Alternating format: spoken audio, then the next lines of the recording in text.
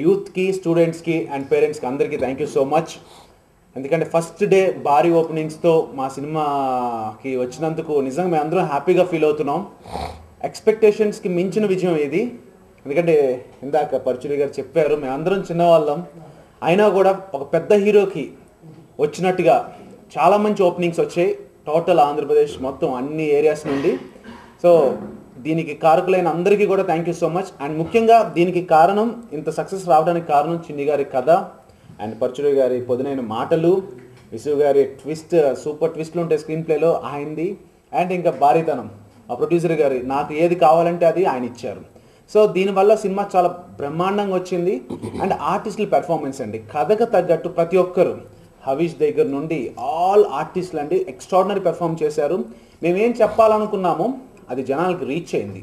So అందుకోసమే ప్రతి ఒక్కరు కూడా ఫస్ట్ హాఫ్లో ఇది నిజమండి, ఫస్ట్ హాఫ్లో కొంచెం కన్ఫ్యూజన్ అనే మాట వస్తుంది. అది కన్ఫ్యూజన్ కాదండి, అది స్క్రీన్ ప్లేలో కొంచెం హైడ్ చేసాం కావాలని, దానివల్ల మీరు కన్ఫ్యూజ్ అనుకుంటున్నారు. కానీ సెకండ్ హాఫ్ చూసిన తర్వాత కూడా అదే కన్ఫ్యూజన్ ఉంటే మేము ఫెయిల్యూర్ అయినట్టు. సెకండ్ హాఫ్ చూసిన తర్వాత ఎవరికి ఆ కన్ఫ్యూజన్స్ ఉండట్లేదు. సో అందుకే అందరూ బయటకు వచ్చేటప్పుడు సినిమా చాలా బ్రహ్మాండంగా ఉంది, ఒక మంచి సినిమా, ఒక మంచి మెసేజ్తో ఉన్న సినిమా చాలా రోజుల తర్వాత చూసాము అన్న ఒక మంచి హ్యాపీనెస్తో బయటకు వస్తున్నారు ఆడియన్స్ అందరూ కూడా. తెలుగు ప్రేక్షక మహాశయులందరికీ చాలా ఎలా కృతజ్ఞతలు చెప్పుకోవాలో నాకు అర్థం కావట్లేదండి. జీనియస్ అంటే రెండు రకాలుగా ఈ టైటిల్ పెట్టడం జరిగిందండి.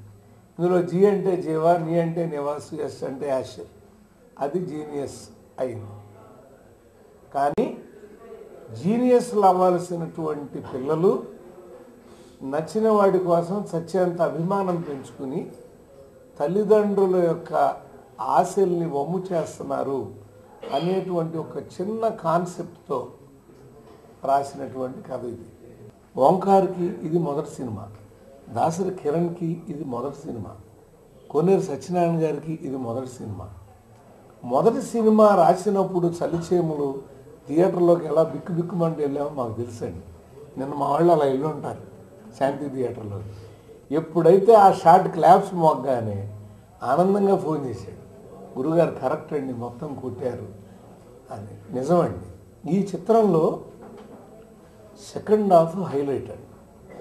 ఆ హైలైట్ పాయింట్లు మేము ఏమేమైతే అనుకున్నామో అవన్నీ కరెక్ట్ అవ్వబట్టి ఈ రోజున ధైర్యంగా 24 గంటలు మూసిపోకుండా మీ అందరి ముందు మేమందరం ఇలా కూర్చున్నాం.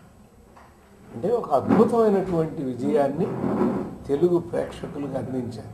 ఇంతటి ఘన విజయం సాధించడానికి ప్రధానమైన కారణం ఈ సినిమాకి బేస్ ఏంటంటే మూలం కథ అండి. కథ చిన్ని కృష్ణ అన్నయ్య ఎక్స్ట్రార్డనరీ కథ.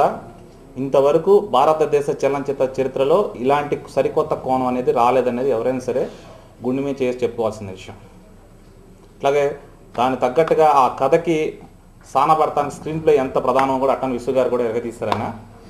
వీటన్నిటికీ మించి డైరెక్టర్ గారు ఓంకార్ గారు తనకున్న లైఫ్లో తన ఫస్ట్ సినిమా, తన జీవితంలో వెండి తెర మీద నిలదొక్కుకోవాల్సిన సినిమా, పూర్తి స్థాయిలో సంవత్సరం పాటు డిసెంబర్ 7 ప్రారంభమైతే మళ్ళీ డిసెంబర్ 8 దాకా కష్టపడతా ప్రతి ఒక్క అంశంలో చాలా అద్భుతంగా తీర్చిదిద్దాడు.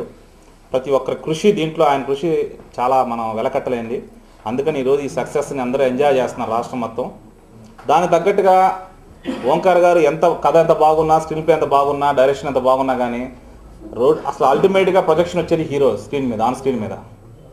హవీష్ గారు తెలుగు సినిమా ఇండస్ట్రీలో ఒక కొత్త హీరోగా ఈ సినిమాతో వచ్చి, నువ్విలా అనేది సినిమా వచ్చినా కానీ ఇది కరెక్ట్గా ఒక బేస్మెంట్గా వేసుకుని అతను ముందుకు వచ్చి చిరంజీవి గారికి ఖైదీ ఎలా ఎక్స్ట్రాడినరీగా ఉందో, నాగార్జున గారికి ఒక శివ ఎలా ఉందో, హవీష్ గారికి ఈ సినిమా అలా ఉంది అంట ప్రతి ఒక్కళ్ళు రాష్ట్రం మొత్తం మెసేజ్ రూపంలో కానీ ఫోన్ రూపంగా చెప్తారు.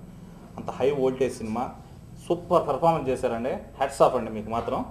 ఎందుకంటే లాస్ట్ 40 మినిట్స్ హీరో అనేవాళ్ళు సినిమాని ఎట్లా పరిగెత్తిస్తారనేది ఈ సినిమా చూస్తారు.